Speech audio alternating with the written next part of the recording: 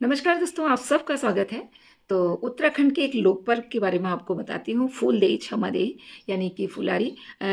इस बसंत ऋतु के आगमन में स्वागत के रूप में भी कह सकते हैं आप, मनाया जाता है।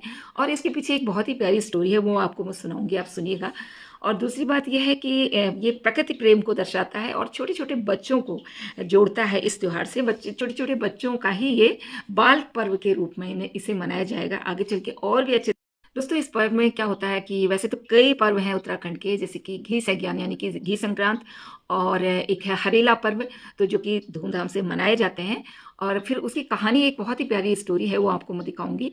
और जो भी बच्चे, मतलब ये छोटे छोटे बच्चे होते हैं, वो अपने घरों से, आसपास से पेड़ों को, मतलब फूलों को लेके आते हैं, हरे नीले पीले फूल जो भी उनके आसपास होते हैं, और उनको अपने घर में, अपने द्वार, रसोई घर और आंगन में और दूसरों के आसपास के घरों में, अपने परिवार में जाते हैं, उनकी थैली द्वार में रखते हैं और उनको नमस्कार करते हैं। और इसके बदले उनको वहाँ से जो कि कुछ पकवान या अन्न, अनाज या पैसे और इस तरह से गुड़ वगैरह, इस तरह से उनको उनके बर्तनों में रखा जाता है। और इसका मतलब, जब बच्चे रखते हैं तो फूल देई क्षमा देई ये कहते हैं।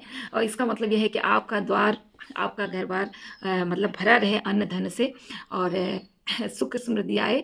तो इसी इसका मतलब यही होता है। तो बहुत ही खुशहाल पर्व लगता है और हरे भरे, क्योंकि बसंत ऋतु का आगमन का स्वागत के रूप में ये पर्व मनाया जाता है। तो दोस्तों, बसंत ऋतु में हर पौधा एक नया, मतलब उसकी खूबसूरती अलग हो जाती है, आप देख सकते हैं। तो ये कहानी एक मैदानी इलाकों से दूर पहाड़ी इलाकों में रहने वाली एक कन्या की है। तो वो परिवार रहता था और वो कन्या, उसका नाम था प्योली। प्योली नाम था। तो वो बहुत ही प्यारी थी और वो प्रकृति में ज़्यादा रहती थी, मतलब यानी कि प्रकृति प्रेम को दर्शाता है ये त्योहार।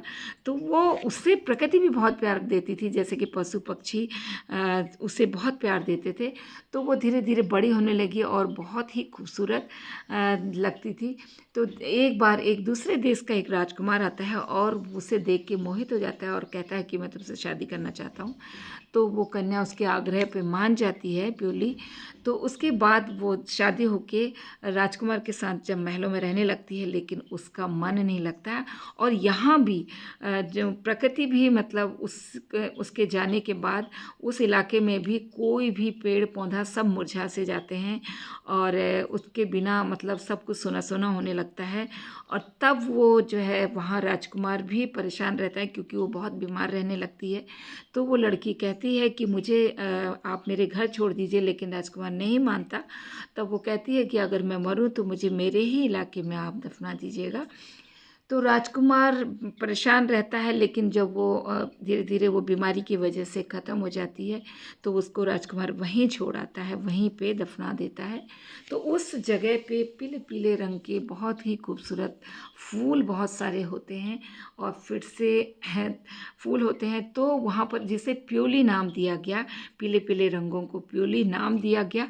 तो ये कहानी वहीं से, मतलब शुरू होती है। तो लोगों ने धीरे धीरे उन फूलों को, तब उन उसी के नाम पे उन फूलों को लोग जाते हैं और अपने घर द्वार, दूसरों के, अपने पड़ोसियों के, अपने परिवार के द्वारों पे ले जाते हैं और कहते हैं फूल दे क्षमा दे, तुम्हारे घर द्वार भरी रहो। तो इस तरह, यानी कि तुम्हारे घर द्वार पे अन्न धन की कभी कमी ना हो। इसलिए इस त्योहार को बहुत ही, मतलब हर्षोल्लास से वैसे मनाते हैं। लेकिन आज के समय में धीरे धीरे ये चीज़ें कम होती जा रही हैं। तो आशा करती हूँ कि आपको ये कहानी अच्छी लगी होगी। जिसे नहीं पता होगा उन्हें ज़्यादा अच्छी लगी होगी, और जिन्हें पता है उन्हें, तो हमारे उत्तराखंड निवासियों को तो ज़्यादातर पता ही होगा। तो थैंक यू सो मच। अच्छा लगा तो एक प्यार दीजिएगा दोस्तों। कहानियाँ तो पौराणिक फूलदेई की और भी प्रचलित हैं। तो लेकिन ये कहानी आपको कैसे लगी? अच्छी लगी तो एक लाइक, एक कमेंट जरूर करिएगा। फूलदेई की बधाई, अग्रिम बधाई आप सबको। और 15 तारीख को फूलदेई है, तो आप सभी को शुभकामनाएं। और आपका भी घर द्वार भरा रहे अन्न धन से। Thank you so much.